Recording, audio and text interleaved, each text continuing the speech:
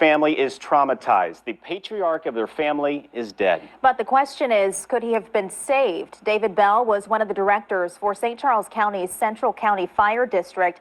His wife tells us they made multiple visits to Barnes-Jewish St. Peter's Hospital for health issues. But each time, she says the hospital refused to admit him.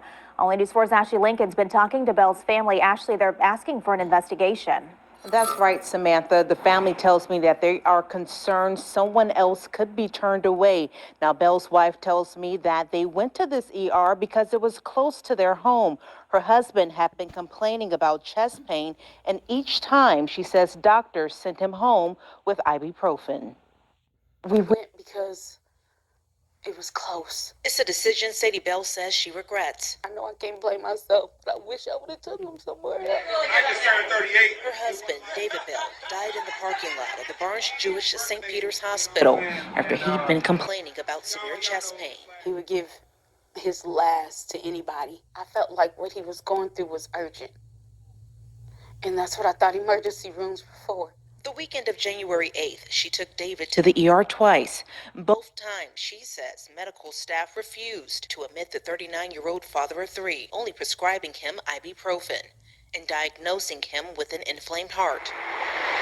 Bell went a third time. But this time, while at work, it was a fellow employee at Central County Fire and Rescue who took him. Sadie Bell says the employee became concerned after David started having breathing problems. I called him. I said, what hospital did you take him to? He said, I went on and took him back to Barnes-Jewish because I know that's where y'all have been going. I said, oh, I just wish you wouldn't have took him there. He said, well, why not? And I said, because every time that we have taken him, all they did was give him ibuprofen and send him home. And I really think they're missing something. When Belle got to the hospital, she says her husband was sitting outside in a wheelchair. After begging doctors to run tests and admit him, she says they refused. He said, well, ma'am, he's already been here twice for the same thing, and we already diagnosed him. Fed up, they decided to go to another hospital, but then we got halfway to the car, and he said, oh, Sadie. And I said, baby, what's wrong? And I started running and screaming, help me, please help me. His arm went up, his eyes went up back in his head, and he slumped down, and I already knew it. I knew when he needed the help, they didn't help him. Belle says she believes her husband received a lack of treatment because both doctors and medical staff dismissed him. Now, both she and medical reports that we found say that African Americans often have a high mortality rate because they don't receive the same level of health care as white counterparts.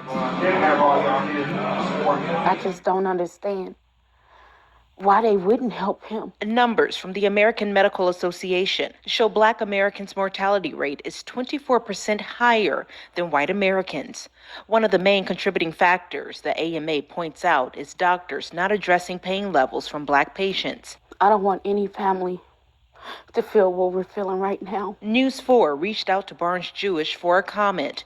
They told us due to privacy laws, they cannot share details on Belle's case. When people come to ask you for help and they need help, I shouldn't have to come 1, 2, 3 times. I shouldn't have to be sitting here grieving my husband.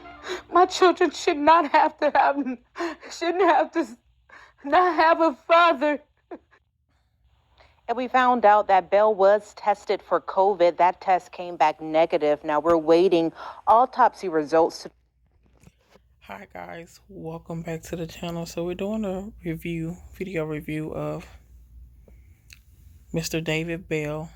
He dies of a inflammation of heart.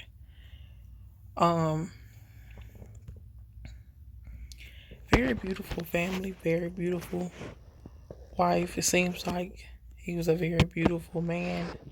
He had soul, and I just have to remind people, especially melanated people of color, that the same hatred that existed 50, 60 years ago is still here, and it's still alive and well. It's still in people's hearts. She said she took her husband to that hospital twice, And all they did, knowing that they diagnosed him with the inflamed heart, and just sent him home with Tylenol.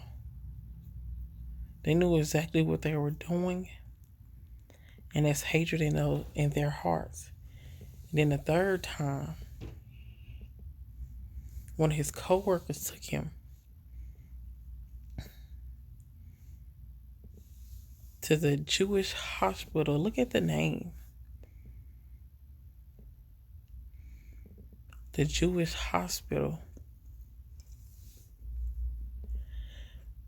I pray for this family. I pray for her well-being because she needs prayer. And I hope anybody who's listening have a heart to pray for this family. There's so much going on, and people are just dropping left and right because of wickedness and evilness and just their own matters of their own hearts. It's just wicked and evil. It's a lot going on, so be safe, be aware of what's going on, because it's a lot going on, people. Pray for your kids, pray for your family, pray for yourself, be aware. I'm out, guys. Like, subscribe, leave a review. I'm out.